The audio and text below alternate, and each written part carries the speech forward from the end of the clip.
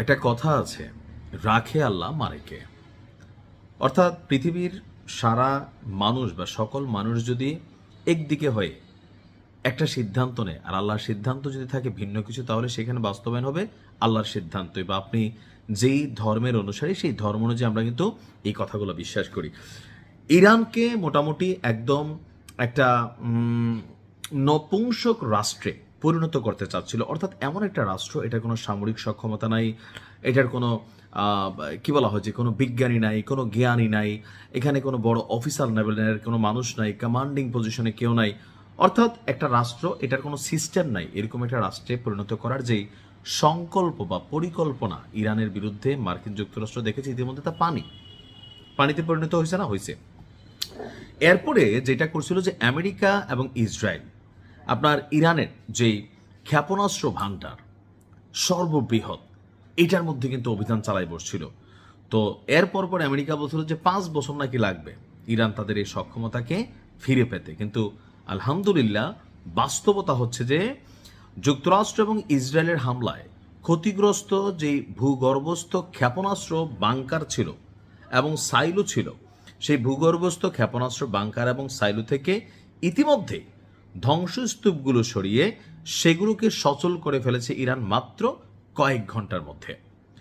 আপনার আমেরিকার গণমাধ্যম দ্য নিউ ইয়র্ক টাইমস তাদের প্রকাশিত প্রতিবেদনটিতে বলা হচ্ছে যে তেহরান উল্লেখযোগ্য সংখ্যক ক্ষেপণাস্ত্র এবং মোবাইল লঞ্চার অক্ষত রাখতে পেরেছে। এতে ইরানের ক্ষেপণাস্ত্র সক্ষমতা পুরোপুরি ধ্বংসের লক্ষ্যে ওয়াশিংটন কতটা সফল হয়েছে তা নিয়ে সন্দেহ দেখা দিয়েছে। এই নিউজটা কার? মার্কিন যুক্তরাষ্ট্রের গণমাধ্যম দ্য নিউ ইয়র্ক টাইমস। অর্থাৎ তারা বুঝতে চাচ্ছে যে ইরানের সক্ষমতা সম্পর্কে আসলে মার্কিন যুক্তরাষ্ট্রের কাছে যে তথ্যগুলো আছে সেগুলো সঠিক না। কেন? তারা মনে করছে যে এটার মধ্যে একটা বাংকার ব্লাস্টার ফালাই দিলেই এখানে অনেক কিছু হয়ে যাবে, পুরা ভিতরে সিস্টেম গুড়াই যাবে, মাটির নিচে ধৈসা যাবে। কিন্তু ঘটনা হয়েছে কি, যে এত বড় অভিযান, এত ব্যয়বহুল একটা অভিযান আমেরিকা চালানোর পরে এই বাংকার যেটা ভূগর্ভস্থ মাটির নিচে, এটা আসলে এক ধরনের অক্ষতই রয়েছে। ধরেন উপরে সিটাফোটে একটু ডিস্টারবেন্স হয়েছে, এমনকি ডিস্টারবেন্সটা কোন লেভেলে হয়েছে যে কয়েক ঘন্টার মধ্যে পুরো সিস্টেম আবার চালু করে পাল্টা ক্ষেপণাস্ত্র হামলা একের পর এক চালিয়ে যাচ্ছে ইরান। ইরানের বর্তমান প্রকৃত সক্ষমতা সম্পর্কে মার্কিন যুক্তরাষ্ট্রের আসলে ধারণা অনেকটাই কম। বিভ্রান্তি ছড়াতে প্রচুর পরিমাণে ডিকয় বা ভুয়া লক্ষ্যবস্তু ব্যবহার করেছে তেহরান, বিভ্রান্তি ছড়াতে।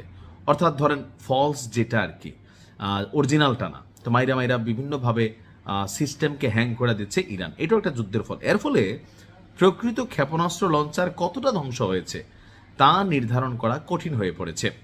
অনেক ক্ষেত্রেই ক্ষতিগ্রস্ত স্থাপনাগুলো দেখে অকার্যকর মনে হলেও বাস্তবে সেগুলো থেকে দ্রুত লঞ্চার উদ্ধার করে আবারও হামলায় ব্যবহার করা হচ্ছে। ফলে যুক্তরাষ্ট্রের ঘোষিত লক্ষ্য ইরানের ব্যালিস্টিক সক্ষমতা সম্পূর্ণ ধ্বংস করবে, যেটা তারা বলছিল যে বাস্তবে অর্জন হয়েছে, আসলে এটা কতটুকু অর্জন হয়েছে এ নিয়ে প্রশ্ন দেখা দিচ্ছে।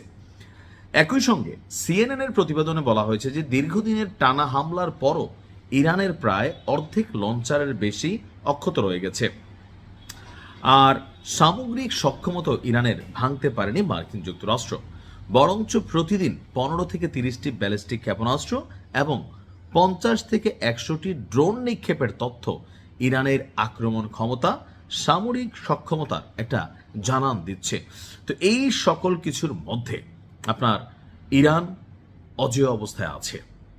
অর্থাৎ মার্কিন যুক্তরাষ্ট্রের যে হামলা বা অভিযান সম্পূর্ণ পরিকল্পনা ব্যর্থ হচ্ছে। আল্লাহ ইরানকে ফতেহ দান করুক। আসসালামু আলাইকুম।